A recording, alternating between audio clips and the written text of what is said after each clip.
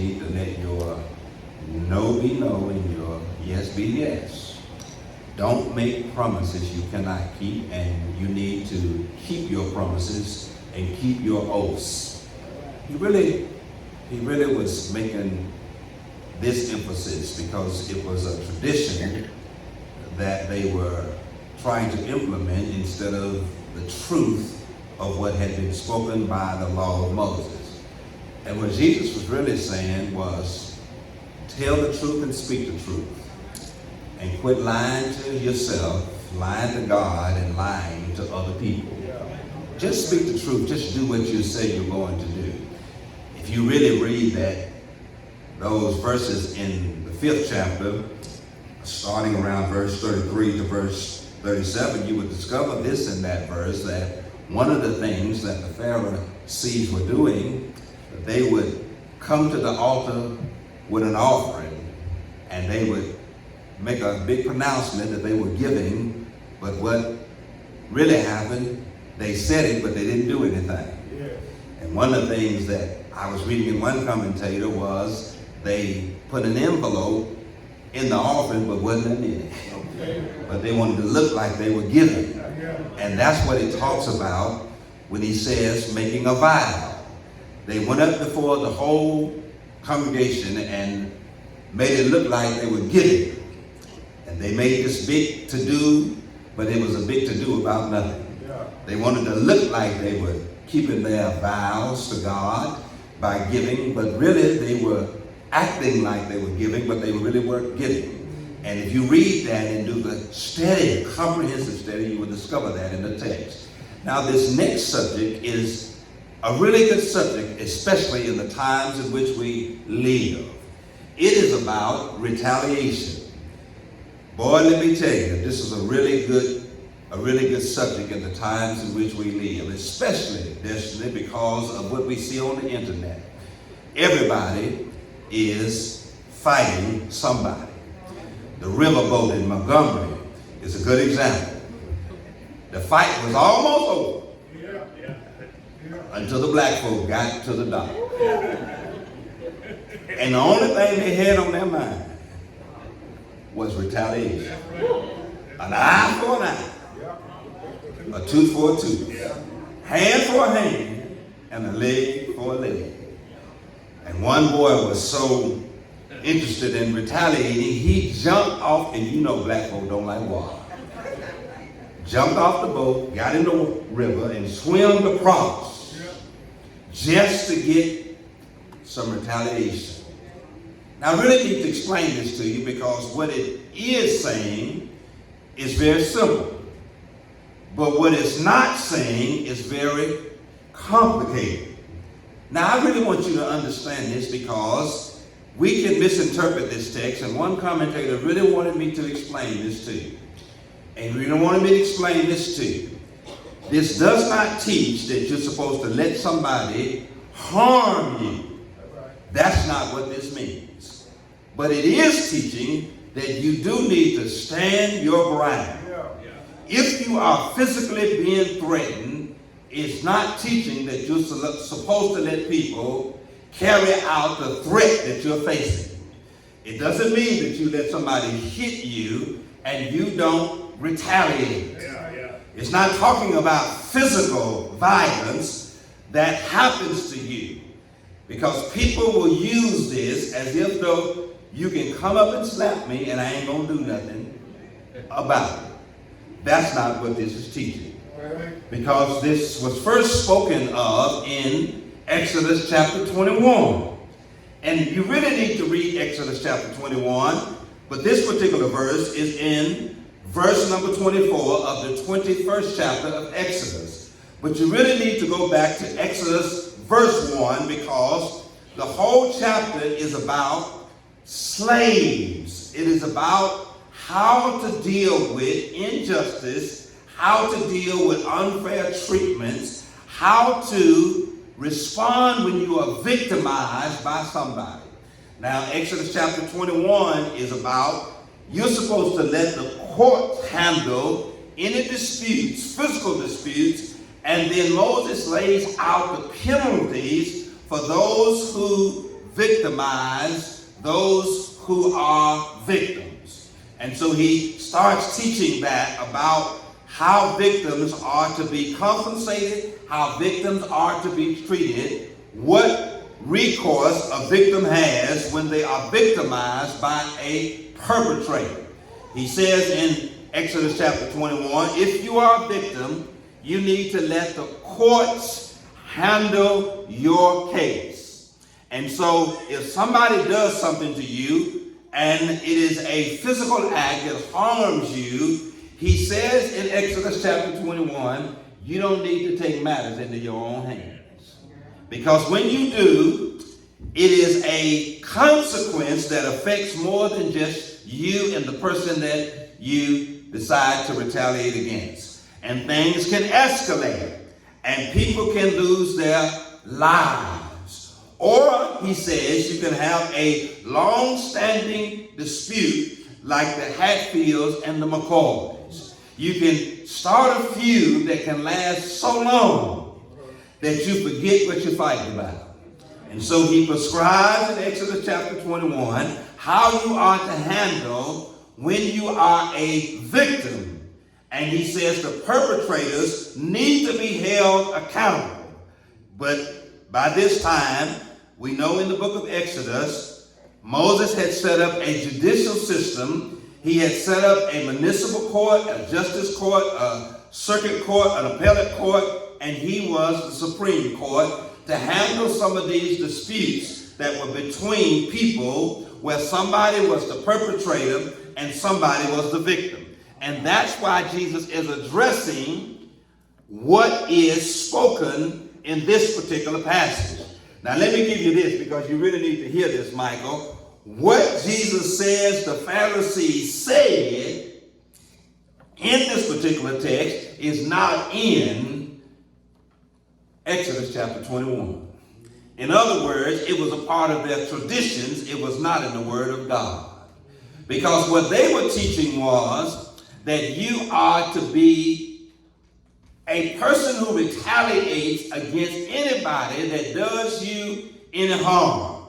And if that was the case, my brothers and sisters, would none of us ever get along.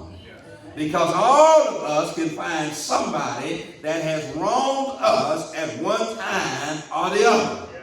And if we all use the principle, an eye for an eye, it'd be a whole lot of people we'd be fighting against. It would be a whole lot of people we would be retaliating against. But Jesus teaches that you should not retaliate. You should not seek revenge. But he's not talking about a physical assault. If you lay your hands on me, the whole game changes. Jesus is not talking about physical violence. He's talking about words that come out of your mouth and things that people do to you that are not physical in nature. Jesus is not teaching that you let somebody physically assault you. Jesus is promoting self-defense. If somebody put paws on you, you got it right to put paws on me.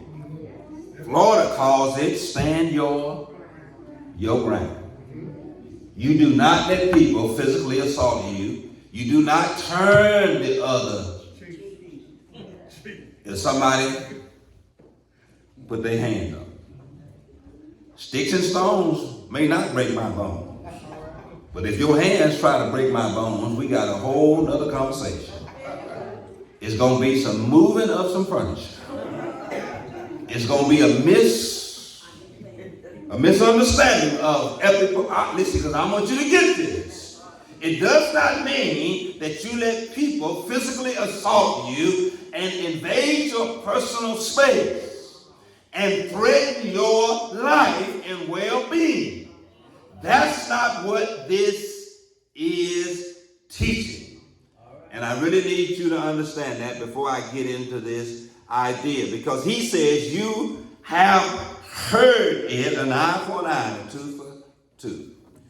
That's what they were teaching. And let me give you this, and I'm going to give you some historical context. There were two groups that the Jews didn't like.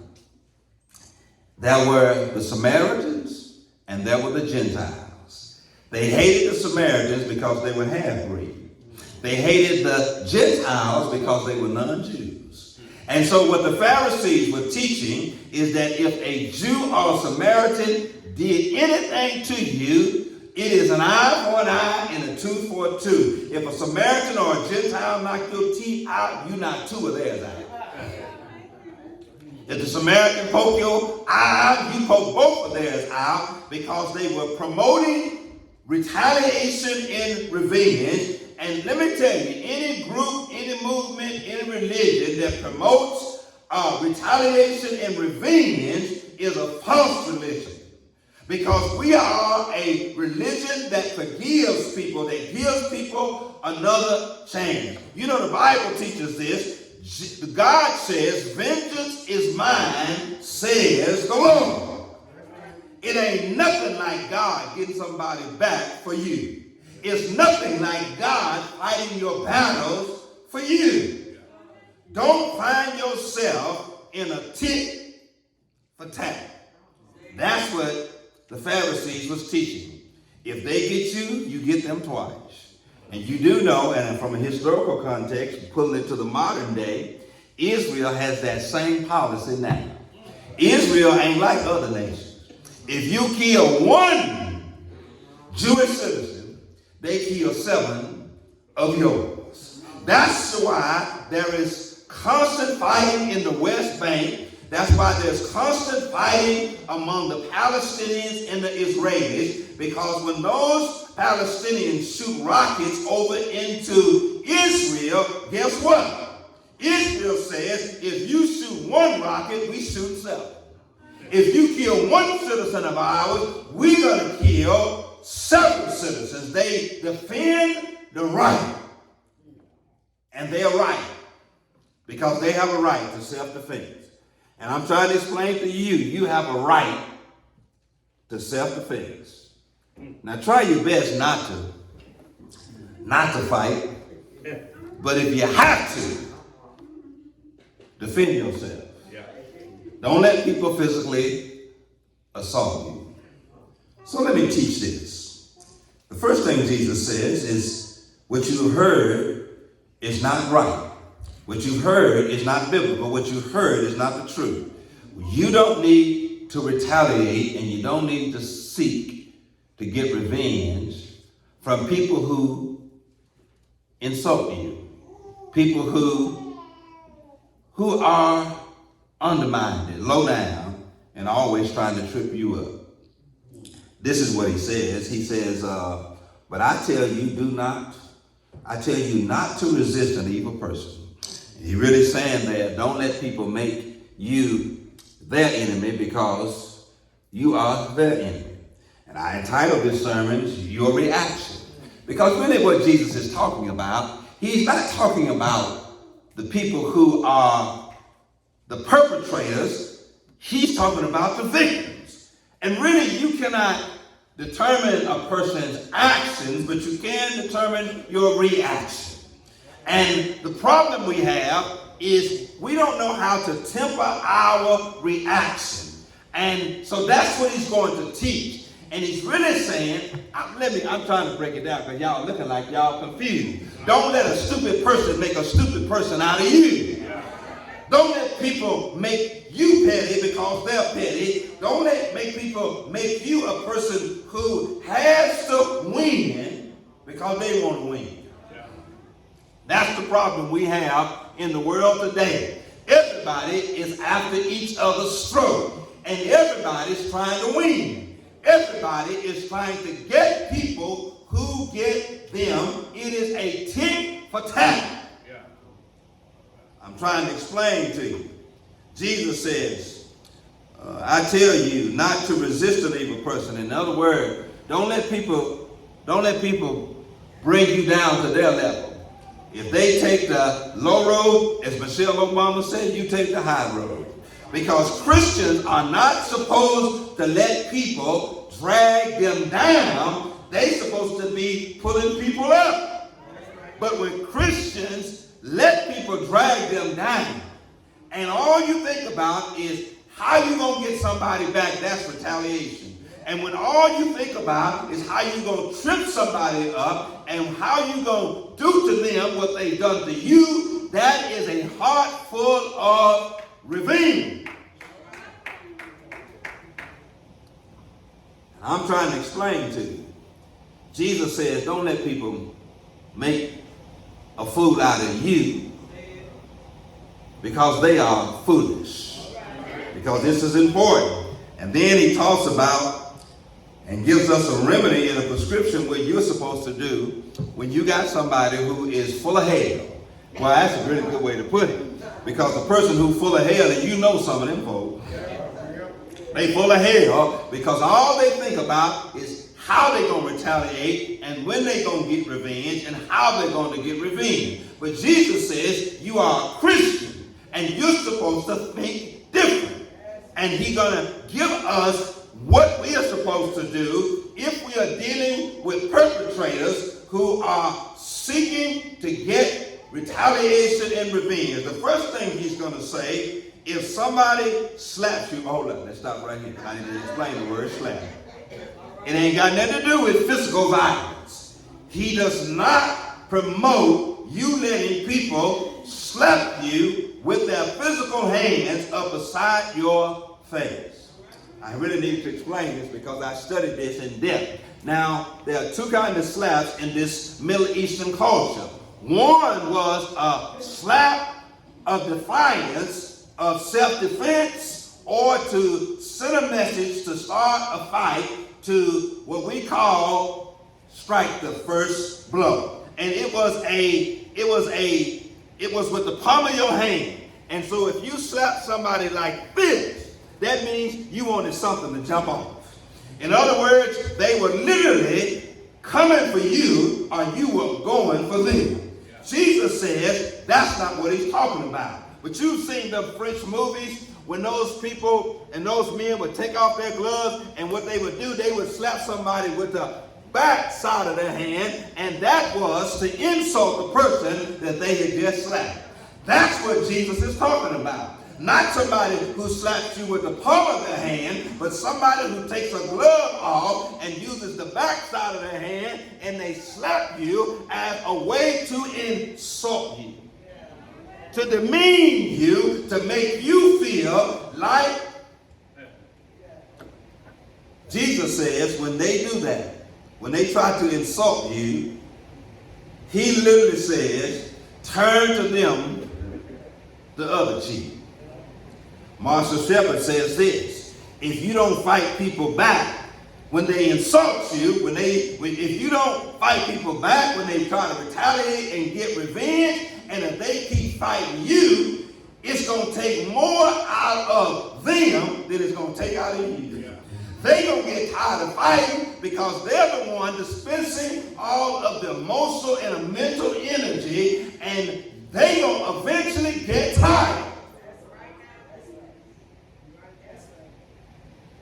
I don't know if y'all know who Floyd Mayweather is. He's the greatest undefeated boxer in the world. And you know what makes Floyd Mayweather so good? It is his punch. But it's really not his punch that makes him a great fighter. What makes Floyd Mayweather a great fighter is you can't punch him. He will tire you out trying to get you to miss him. And so because he's such a defensive fighter, the fighter that he's fighting, he expends all of his energy trying to knock out Floyd Mayweather. And then you know what Floyd Mayweather does? Once his opponents get tired, he becomes an offensive fighter and he knocks them out. Because they be so tired of trying to hit him, but every time they try to hit him, they miss. And it takes more energy out of them than it does Floyd Mayweather. That's right. And I'm telling you, if you be a defensive fighter, when it comes to people who want revenge and retaliation, you will tire them out. Yeah. But I need to stick a pin, Sister Cannon. I tell you, if you don't tire them out, you'll make them look silly. Because folk will know that it's about their desire to get you, and they don't ever see you fighting, only them fighting, and people will really know who the problem is. So he says, turn to them the other cheek. If they insult you, just let them keep insulting. Because insults really don't harm you. And boy, if I could just stop parenthetically explain this to you, I don't know why you let people make you take stuff home that don't happen at your home. In other words, why would I let you make me angry at home when you made me mad at church? I'm leaving it at church. Why would I let you make me be angry at home when you made me mad on my job? You got to know how to check stuff at the door. And don't let people control your emotions outside of their presence. And Jesus says, don't let people make you obsessed with them. He literally says, turn to them the other cheek. And then he goes even further because he says, listen, this is the part we really don't like. And if anybody wants to sue you, he says simply this. They want to sue you for your outer garment, but he says, try to settle the case and give them more than what they ask for.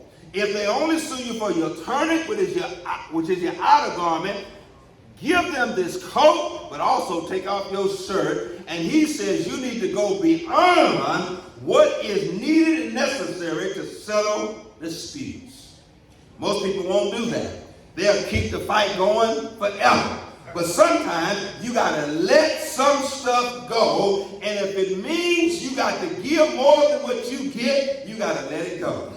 You can't continue to be into it with somebody. And Jesus is teaching a simple principle. If somebody sues you for your outer garment, if it takes you giving them the outer and your inner garment, in other words, I'm going to give you my coat and my shirt and my tie if it's going to bring peace between the two of us. But some of us will let a dispute run on forever. Let me explain this to you. It's a simple principle. You're really familiar with it, but I'm going to explain it to you. An olive branch is what the bird brought back to the ark that Noah knew now there was dry land, and it was a symbol of peace between God and man. The wrath of God was over, and now there was peace between God and man. What you need to try to do is find an olive branch, something that will appease the other person so that there can be peace between you and them. And sometimes you need to make the first step. That's simply what Jesus is teaching. You mad and they mad. Won't nobody make the first step. Won't nobody make a move toward reconciliation and extending an olive branch. So therefore you keep on fighting. And you know what extending an olive branch will do? Sometimes it will diffuse the person, deactivate the person's retaliation and revenge, and now you can go back to having a normal relationship. That's right. That's right. Yeah. Because you know what they'll say? You ain't that bad of a person as I thought you were. He literally says you need to go the extra mile. I'm really trying to walk a real thin line because what Jesus is going to talk about next week is about how to deal with your enemies. But I'm talking this week about retaliation and revenge. And Jesus says somebody needs to extend them an olive branch, whatever it takes to settle disputes. You need to try to settle them, and whatever it takes for you to give in order to bring peace, that's what you need to do. And then he talks this third principle. He says in verse 41, if they compel you to go 1 mile, go with them 2 miles. I'm going to explain this to you, and then I'm going to go to my seat because I am a little tired. Simply, a Roman soldier could ask any Jewish citizen if they were passing along the road and they had bags, shields, or spears. They could compel any Jewish citizen going about their business, doing their own thing, carrying stuff in their hands already. They could compel any Jewish citizen to carry their cargo for 1 mile. They understood that because they could be coming from the grocery store, and a Jewish soldier saw them, and the soldier would tell them to drop what you have and take my cargo for 1 mile. Jesus says, if they ask you to drop what you're doing, drop what you're carrying, your cargo, and ask you or compel you is what the word says, and that's a strong word. It literally means you don't have a choice. Because to compel literally means you don't have a choice, and Jesus says if they compel you to carry their cargo and drop yours and carry 1 mile, you throw on another mile and carry for 2 miles. Well, I really wish I had time to explain to you what that really does to the person that puts you under duress to carry their load. It really confuses them because all they asked you to do was take it 1 mile, but you ended up taking it an extra mile. In other words, you be extremely kind to people who are unkind to you. And I know that's hard. That's a hard pill to swallow. Is to speak to people that don't speak to you, to like people that don't like you, and to really be kind to people who are not kind to you. That's a hell of a thing.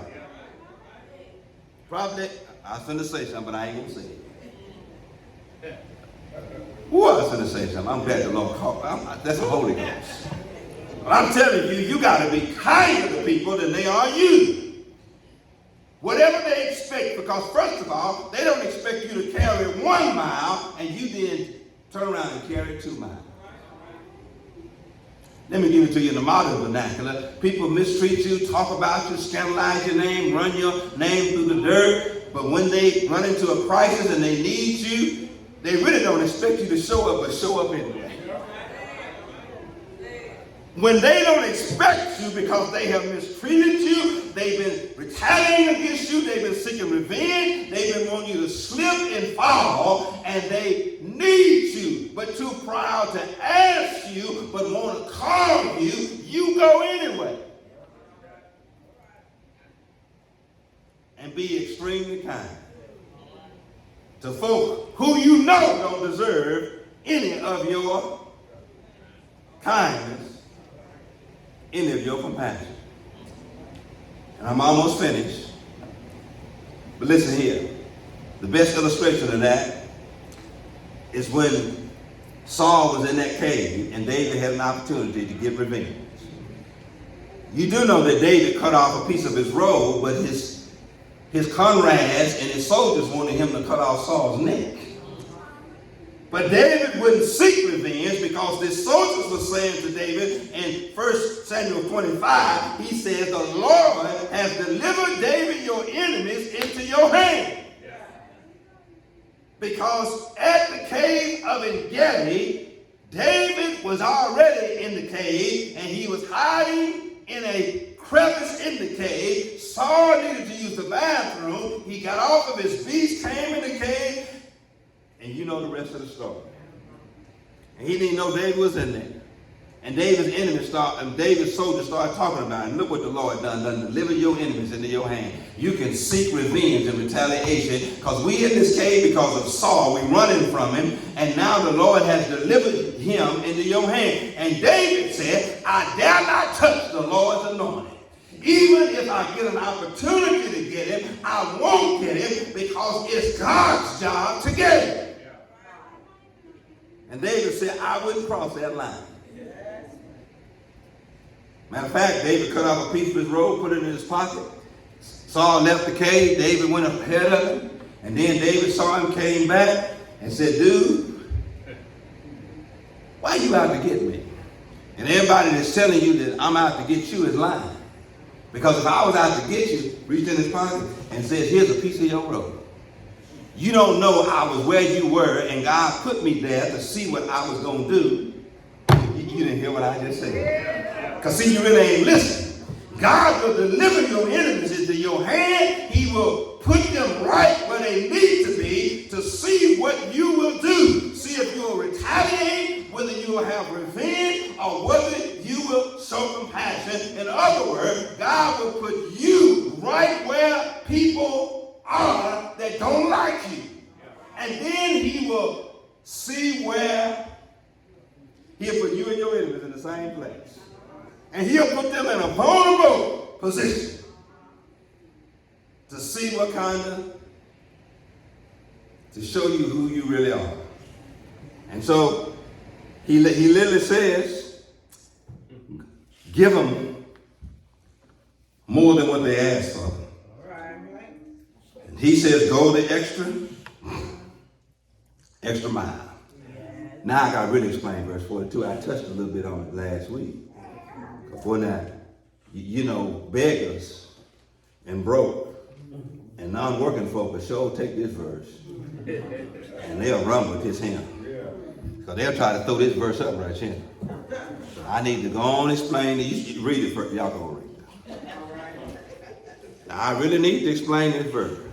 Because they don't say what they wanted to say, because they wanted to say it, because they need something from you that they don't have. And really what the Bible teaches is that if a man don't work, he shouldn't eat. Oh, hold up now, y'all quit. I'm sick of y'all women keep talking this nonsense. If the man don't work, whether he is your boyfriend, husband, or your son, if he don't work, he should not. Okay, hold up. I'm going to go on back to what T.D. Jakes said. If he is your boyfriend, husband, or son, if he is a man and he don't work, he should not eat.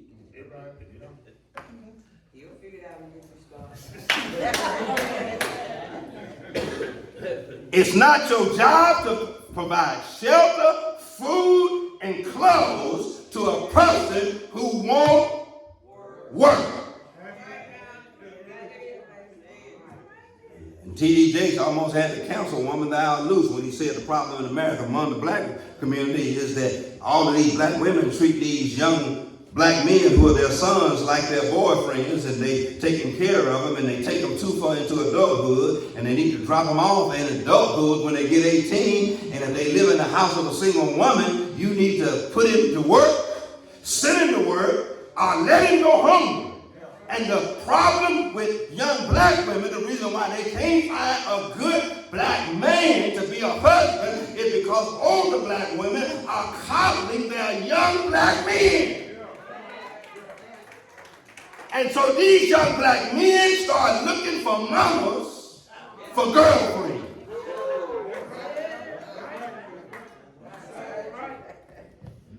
Ain't the truth what I'm saying? I don't want to get, let me calm down. Oops.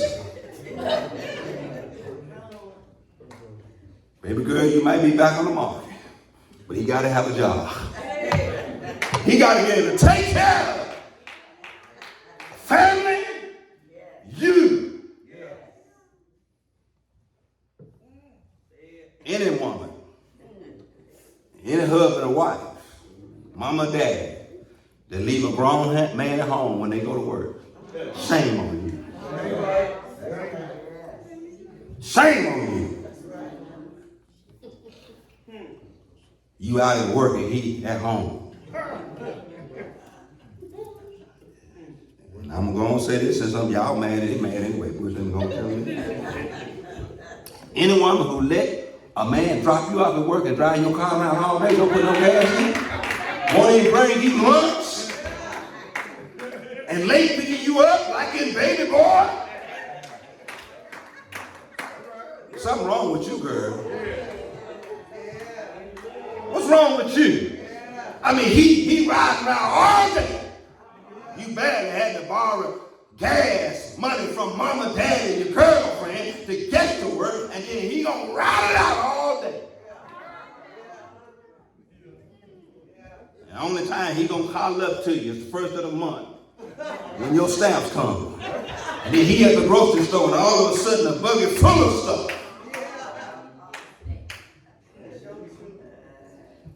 I'm trying to explain verse 42. Because we've taken Jesus' teaching, be charitable toward the less fortunate and the needy. James put it like this: there are two groups you ought to always be charitable toward. He says, pure religion undefiled before God is this, to take care of the widows and orphans, because neither one of them asked to be a widow or orphan. Life circumstances were uncontrolled by them. A woman never dreams of losing her husband. Children are never imagined they would be orphaned. And James says true charity is taking care of the home. Not people who can help themselves. Boy, let me come back. I'm sick of all this homelessness. We are fostering people and we are incentivizing people to be homeless and lazy. I mean, I don't mind feeding them. I don't mind helping them. But I mean, at some point, now listen, I'm trying to get y'all on the road. But let me explain this to you. Being homeless and helpless shouldn't be a career that you aspire for. I mean, you shouldn't make a career out of being homeless. I mean, there ought to be a moratorium, a time period. You can only be homeless for 2.5 years. And if you beg after that, you're on your own.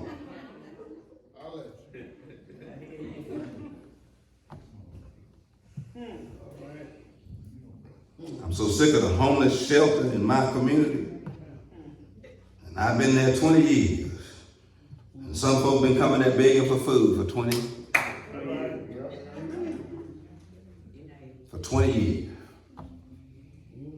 Because you incentivize. Jesus is not talking about that kind of charity.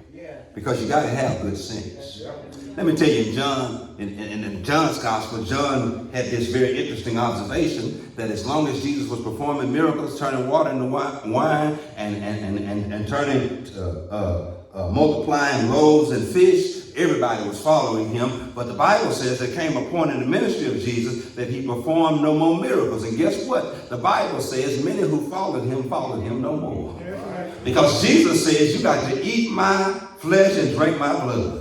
I done gave away all the free stuff I'm giving away. Now it's time for you to make a sacrifice. Now it's time for you to give something. But we live in a society where people will bleed you dry.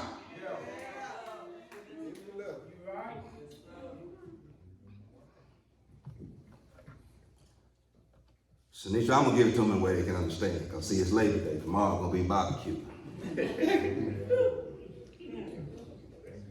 You know the kind of folk that always show up at a barbecue and take home the most food and the most to-go place, and they don't never bring nothing. They come in on high, the barbecue is overcooked, undercooked. Why ain't no fish? And they ain't never brought nothing to the barbecue. And they the ones always talking about, what's up, cuz? Can I hold something?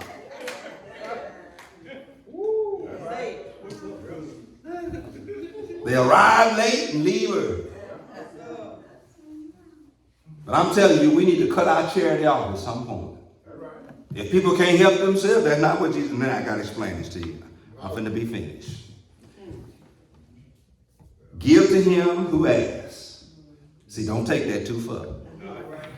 Give to him who asks. Jesus is saying, give to those who are in a situation that they couldn't help themselves from being in.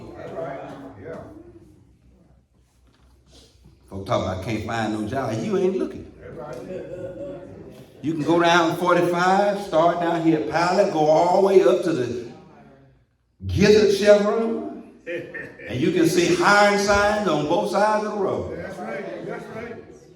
That's right. Matter of fact, George's tires, he said he can't even find nobody to work. And he's giving all kind of benefits, paying good salary. And listen, he got 2 employees, 4 bay windows to work. Can't find, listen, if you need a job, go to George's tires and get a job.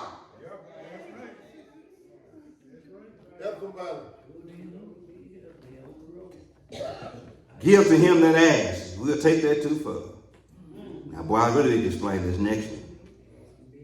From him who wants to borrow, oh no. They'll take this too far now. Don't turn him away. Now, we gotta walk real light this devil. Because see, folk know if you got something, Boy, they will bleed you.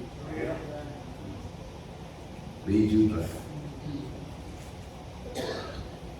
And he says, them who want to borrow something. Sister Matthew, can I explain the word borrow? So folks can really understand what that means. Borrow means you have every intention of paying it. As Judge Judy said, it's not give. Okay, hold up, y'all still don't get it. Grandson, I'm going to let you borrow this handkerchief. But it's not yours, it's mine, but it is in your possession temporarily. You are to return it back to me. What I gave, you return.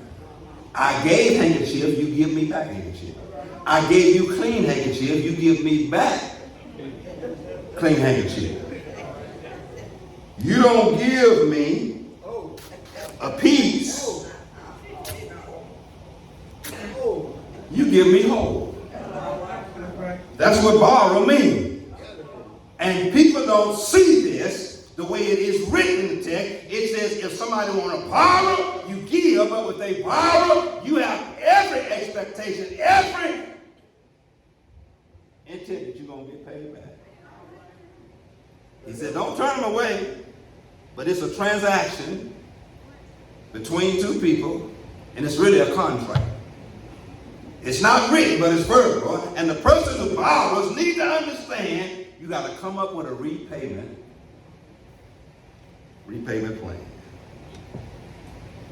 Jesus says your reaction. I'm closing, but let me explain this beautiful concept to you.